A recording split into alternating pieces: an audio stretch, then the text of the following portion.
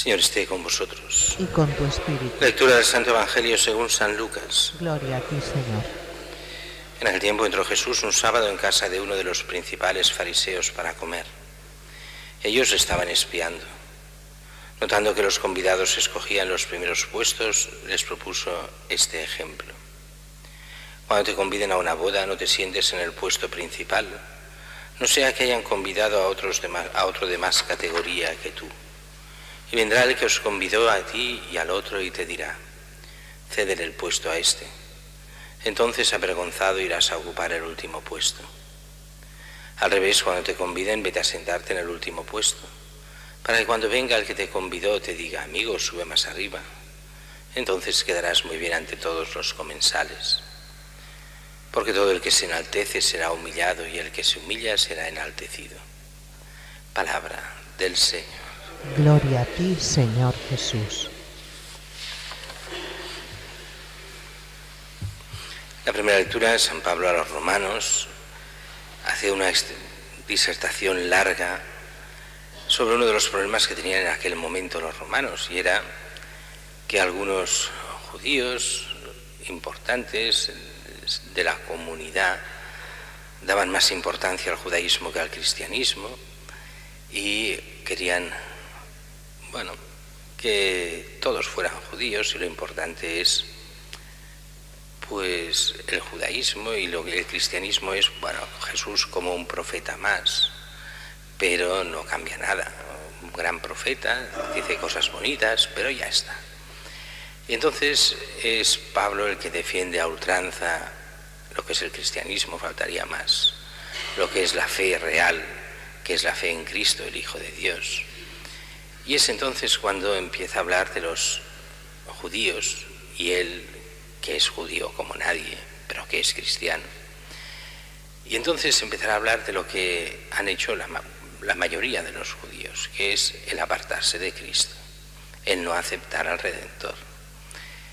¿Quiere eso decir que entonces no valen nada el ser judío ni los judíos? No. Y hace esta profecía en la que dice que habrá la conversión final del pueblo judío.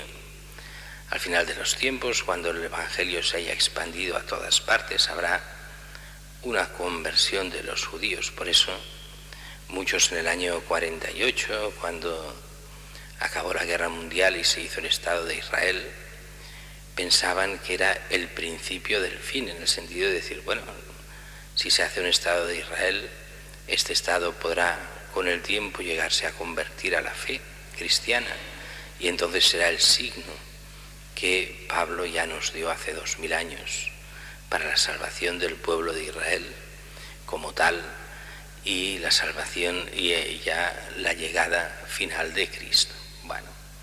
Sabemos las profecías, pero el cuándo no lo sabemos.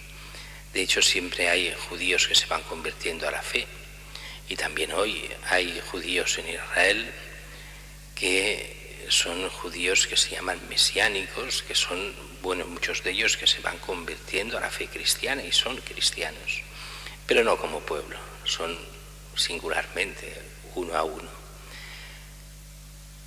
El Evangelio de hoy es un Evangelio un poco más extraño, un Evangelio en el que es la continuación del de ayer. Si os acordáis, era Jesús que cura al hidrópico, que cura a aquel personaje que estaba enfermo, y esto lo hace en la casa de un fariseo mientras están comiendo. Y continuando, dice hoy, notando que los convidados escogían los primeros puestos, les propuso este ejemplo. La traducción no es muy buena, porque dice esta parábola, dice el texto original. ¿Y por qué es parábola? Porque no la hemos de coger al pie de la letra, sino el significado que tiene.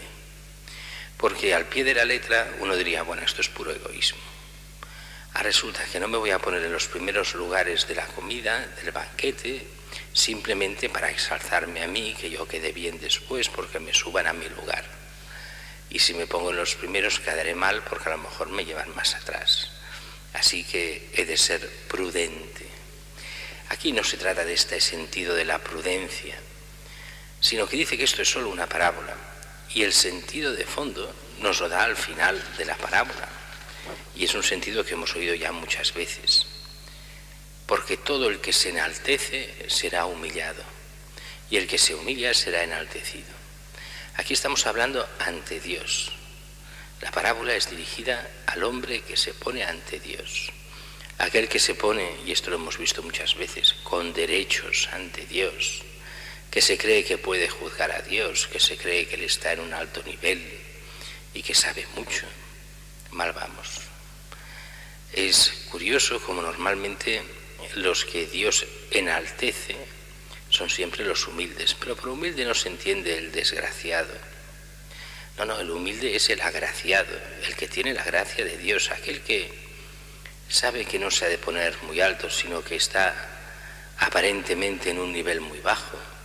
Pero el humilde es el que sabe que Dios realmente es mucho, muy superior en todo, infinitamente en todo superior a nosotros, y que desde su lugar va haciendo lo que Dios pide, y cree, y reza, y se mortifica, y vive para Dios, y se toma en serio el Evangelio. Y muchas veces no sabrá el Evangelio como lo saben los grandes teólogos, pero lo sabrá desde la profundidad de su corazón, que es mucho más importante. Aquí el problema es muchas veces hay de aquellos que se creen algo, y eso pasa en todos los ambientes de la vida de la Iglesia, desde aquellos obispos que piensan que han descubierto la sopa de ajo o quién sabe qué, y que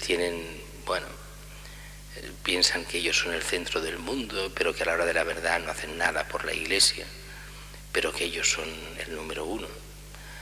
O aquellos sacerdotes que porque tienen muchos estudios o piensan que lo saben todo, pero que a la hora de verdad están lejos de Cristo y de su alma. Y por eso hemos de ver aquí qué quiere decir Jesús. El que se enaltece será humillado, el que se humilla será enaltecido. La humildad tiene dos sentidos. En un sentido que no es el que toca hoy, el humilde es el que está en su lugar, ni más alto ni más bajo. Pongamos un ejemplo. Hace unos años, cuando había mucha confusión en muchas cosas, hubo una reunión de obispos con sacerdotes. Y los sacerdotes exigieron a los obispos que nada de una presidencia de los obispos. Tenían que sentarse con los curas porque eran iguales que los curas, y los sacerdotes son lo mismo, y los obispos son lo mismo. Y dices, y entonces todos, aparentemente muy humildes, dejaron la presidencia y se fueron a sentar con los curas, porque no tenía que haber una presidencia de obispos. Y dices, eso no es humildad, eso es estupidez. Esa sería la misma estupidez que yo dijese, yo soy sacerdote, pero yo soy muy humilde. Mirad, diréis vosotros la misa y yo me sentaré donde estáis vosotros, siguiendo la misa desde allí. Diríais, no. La humildad es cada uno en su sitio, el cura de hacer de cura y el laico de hacer de laico. Y no tiene por qué el cura quedarse en el banco mientras un laico vaya a decir la misa. No, es absurdo, no tiene sentido. Eso no es humildad, eso es estupidez. Y por desgracia nuestro mundo hoy está muy cargado de estupidez. La primera humildad es que cada uno hace lo que le toca, lo suyo, aquello que es su esencia. Otra cosa es la prepotencia, y aquí la humildad la entiende como el considerarse nunca por encima de los demás. Así, el cura sabe muy bien que no está por encima de los laicos, sino al servicio de los laicos. El obispo tendría que saber muy bien que no es el centro del mundo, sino que está al servicio, es el siervo de los siervos, al servicio de la Iglesia, para el bien de la Iglesia y no para su bien. Como decía Cristo, no he venido a ser servido, sino a servir, así la misión de todo obispo. Igual la misión del laico no es la de estar por encima de todo y mandar en todo, sino también estar al servicio de la Iglesia como no ha de estar el cura. Y el problema viene cuando la gente se considera importante. Puede ser obispo, puede ser el cura, puede ser un diácono, puede ser un laico, puede ser cualquiera, que entonces se consideran que están por encima de los demás. Y ahí viene el gran problema, y ahí viene lo que es la humildad. La humildad es buscar el bien de todos, reconocer lo bueno que cada uno tenga, no creerse por encima de los demás, sino en sentido cristiano, ponerse realmente al servicio, ponerse como si uno fuera el último. Que cada uno será lo que sea, sin renunciar a lo que cada uno es. Esto lo podríamos ver incluso en una familia. El padre podrá ser muy humilde con sus hijos y reconocer sus errores y consultar a los hijos, pero el padre es el padre y la madre es la madre, y a la madre no se la trata como uno más, ni al padre tampoco. Y los que presiden en la familia son ellos y no son los hijos. Es que entonces uno no es humilde. No, es que la humildad es estar en su sitio, pero no estar por encima de los demás. La auténtica humildad es el amor al prójimo. La auténtica humildad es buscar el bien de los demás. Lo que va contra la humildad es la prepotencia y la soberbia, el creerse uno por encima de todos. Y eso es lo que en el fondo Cristo lucha tanto contra eso. Y lo hace con un ejemplo magnífico, que es él mismo. Él, el que es Dios, decide hacerse hombre, renunciar momentáneamente a lo que es la apariencia de toda la divinidad para ser aparentemente solo hombre. Sabemos que es Dios y hombre verdadero a la vez, pero renuncia a toda la gloria divina para salvar a los hombres. Él es el que se humilla hasta el fondo. Y a veces los cristianos no es que nos hayan de humillar, sino que somos nosotros a veces que nos hemos de humillar por el bien también de los demás y por el bien que Dios quiere para la salvación del hombre.